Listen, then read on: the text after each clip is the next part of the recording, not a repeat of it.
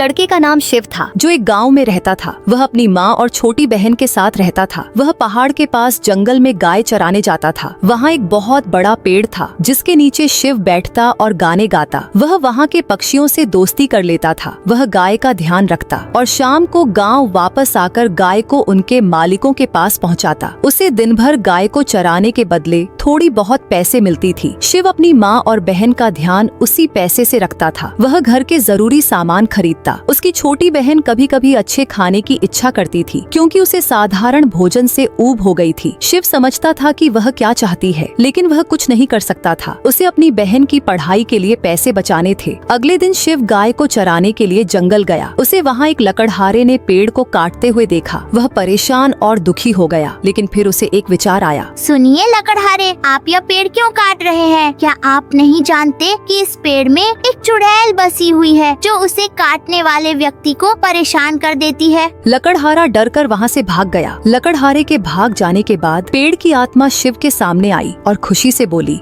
तुमने मेरी जान बचाई, इसलिए मैं बहुत खुश हूँ। मैं तुम्हें यह घंटी पुरस्कार स्वरूप देती हूँ। शिव बहुत खुश हो गया क्योंकि अब किसी को भी भूखा नहीं सोना पड़ेगा। उसकी छोटी बहन अपनी पसंद का खाना खा सकेगी। जब शिव शाम को घर लौटा, उसने यह घटना अपनी माँ और बहन को बताई। वे बहुत खुश हुए और जादुई घंटी से अपनी इच्छा मानी। उन्होंने अपनी पसंद का भोजन मंगवाया, मन भर के खाया और सोने चले गए। अगले दिन शिव गाय को चराने के लिए जंगल चला गया। शाम को घर लौटने पर उसने देखा कि सारे बर्तन खाली थे। उसे वही सूखी रोटी और अचार मिल था जो वह रोज खाता था। शिव को बहुत दुख हुआ और वह कुछ नहीं खा पाया और सोने चला गया। अगले दिन उसने जादुई घंटी अपने साथ ले ली। जब उसकी माँ और बहन भूखी थीं, तो वे घंटी को ढूंढने लगीं, लेकिन घंटी कहीं नहीं मिली। वे दुखी हो गईं और सोचने लगीं कि अब न तो घंटी मिलेगी और न ही भोजन। जब शिव शाम को घर लौटा तो उसने अपनी जेब से घंटी निकाली और अपनी पसंद का भोजन मंगवाया। उसकी माँ और बहन को यह देखकर बहुत दुख हुआ। उसकी बहन रोते हुए बोली, भैया तुम स्वार्थी हो गए हो, तुम पहले ऐसे नहीं थे।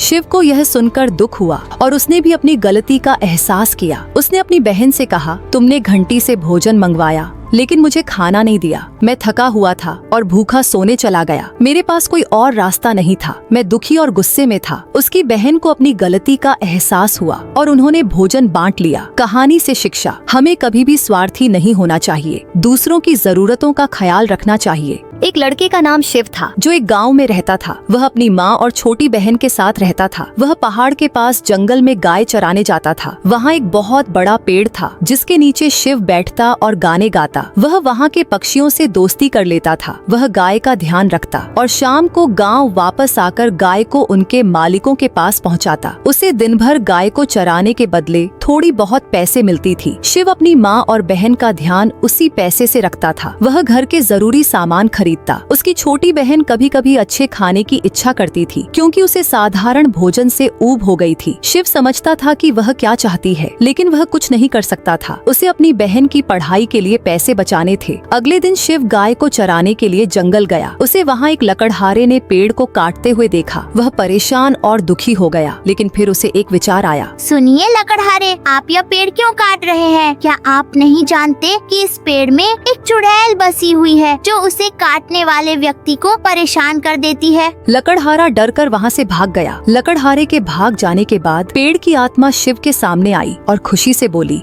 तुमने मेरी जान बचाई, इसलिए मैं बहुत खुश हूँ। मैं तुम्हें यह घंटी पुरस्कार स्वरूप देती हूँ। शिव बहुत खुश हो गया क्योंकि अब किसी को भी भूखा नहीं सोना पड़ेगा। उसकी छोटी बहन अपनी पसंद का खाना खा सकेगी। जब शिव शाम को घर लौटा, उसने यह घटना अपनी माँ और बहन को बताई। वे बहुत खुश हुए और जादुई घंटी से अपनी इच्छा मानी। उन्होंने अपनी पसंद का भोजन मंगवाया, मन भर के खाया और सोने चले गए। अगले दिन शिव गाय को चराने के लिए जंगल चला गया। शाम को घर लौटने पर उसने देखा कि सारे बर्तन खाली थे। उसे वही सूखी रोटी और अचार मिल था जो वह रोज खाता था। शिव को बहुत दुख हुआ और वह कुछ नहीं खा पाया और सोने चला गया। अगले दिन उसने जादुई घंटी अपने साथ ले ली। जब उसकी माँ और बहन भूखी थीं, तो वे घंटी को ढूंढने लगीं, लेकिन घंटी कहीं नहीं मिली। वे दुखी हो गईं और सोचने लगीं कि अब न तो घंटी मिलेगी और न ही भोजन। जब शिव शाम को घर लौटा तो उसने अपनी जेब से घंटी निकाली और अपनी पसंद का भोजन मंगवाया। उसकी माँ और बहन को यह देखकर बहुत दुख हुआ। उसकी बहन रोते हुए बोली,